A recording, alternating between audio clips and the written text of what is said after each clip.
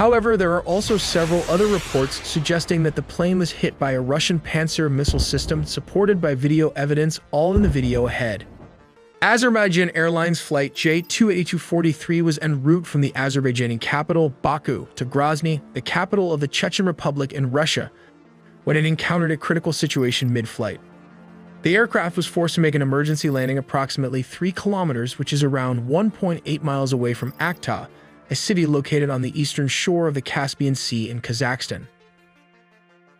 The incident resulted in the plane crashing on the opposite shore of the Caspian Sea, after what was described as an emergency maneuver.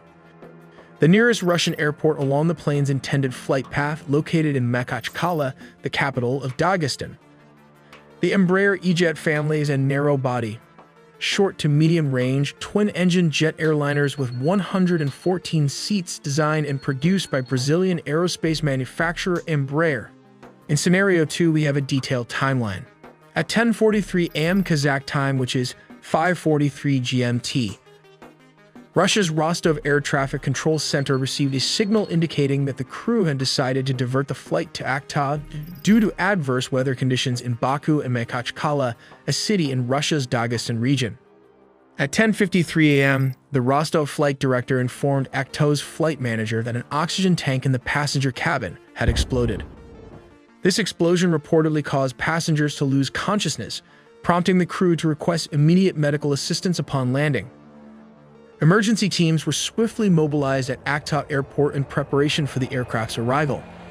At 11:02 a.m., the pilots made contact with Aktau Airport's air traffic control tower. Despite their efforts, the crew faced significant challenges during their descent. They attempted to land twice but were unable to maintain altitude or stabilize the aircraft. Tragically, at 11:28 a.m., contact with the crew was lost, and moments later, the plane crashed to the ground. This means the plane was hit between 10:30 to 10:53 a.m. Kazakh time by the Russian anti-air defense system.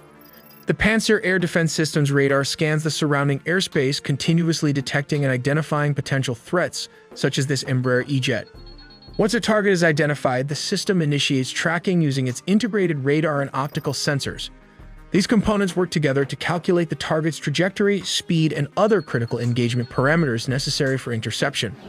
Based on the target's range, speed, and altitude, the Panzer system determines the most effective response, whether to launch a missile or engage with its high-speed autocannons. In this scenario, the plane is flying at a significantly higher altitude, rendering the cannons ineffective. Consequently, the system opts to deploy a missile as the optimal weapon for engagement. The missile is launched vertically from its sealed canister. It uses its advanced onboard guidance system to navigate with precision towards the designated target.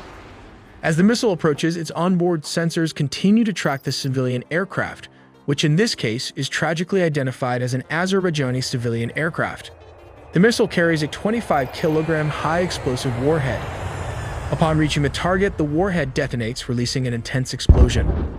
The explosion occurs near the side of the aircraft, causing catastrophic damage to its tail section. The resulting shrapnel penetrates the fuselage, inflicting severe internal structural damage. This devastating impact destabilizes the aircraft, leading to an uncontrollable descent. The severely damaged plane crashes near Aktau Airport, resulting in a tragic loss of life and a devastating outcome for all those on board. This Russian Panzer has been very successful in Ukraine in taking out drones that resemble Cessna aircraft. The Panzer is equipped with 2 armaments, a missile system and a 30mm gun. This is the UG-22 drone that can carry 82mm mortar rounds that the Russian mistook for the Azerbaijani plane. When this Cessna-like drone enters Russian territory, the Panzer's radar tracks it and selects the missile option to launch and destroy the drone as it flies at a very high altitude. The Panzer missile and gun system crews are responsible for monitoring and securing the airspace in designated areas, typically a few kilometers from populated regions, to ensure the safety of civilians. Once a target is detected, the Panzer system tracks and destroys it at a range of up to 20 kilometers before relocating. Since the beginning of the operation, Russian Panzer missile defense systems have reportedly destroyed more than 400 drones and numerous military aircraft. As we examine the damage caused by the air defense missile strike on the Embraer 190, it's important to note that the tail section of the aircraft was found upside down in the field. This perspective allows us to observe the left side of the vertical fin and the left side of the rudder, both of which are constructed using composite materials. Visible on the left side of the aircraft are the entry wounds caused by the missile's shrapnel. Correspondingly, exit wounds can be observed on the right side of the vertical fin and rudder, indicating the trajectory of the shrapnel as it passed through the structure. These missiles are equipped with proximity fuses, designed to detonate the warhead when the missile is near its target. Upon detonation, the warhead releases a barrage of shrapnel that penetrates the side of the aircraft. This type of damage is particularly devastating as the shrapnel often severs critical hydraulic lines and other essential systems.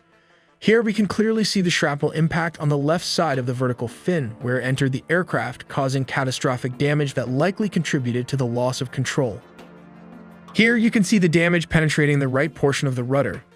This is the exit hole of the shrapnels, where the damage departed from the composite structure of the rudder. Next, he moves into the vertical fin portion, and here you can clearly see the shrapnel exiting through the aluminum structure of the vertical fin. Now you're looking at the top of the fuselage, right here where his hand is positioned. This area is on the right side of the vertical fin, showing how the shrapnel tore straight through it. Using the raw ADS-B data, we have compiled a fuller picture of the possible flight path of J2-8243. From 0513, the flight resumes sending data in a degraded mode, a now common occurrence after an aircraft is subject to GPS interference. Data during this period did not include the position updates, normally associated with ADS-B data.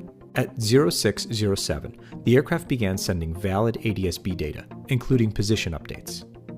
Using the position update from 0607 and the timestamped heading and indicated airspeed data received between 0513 and 0607, we have calculated a probable flight path using reverse dead reckoning.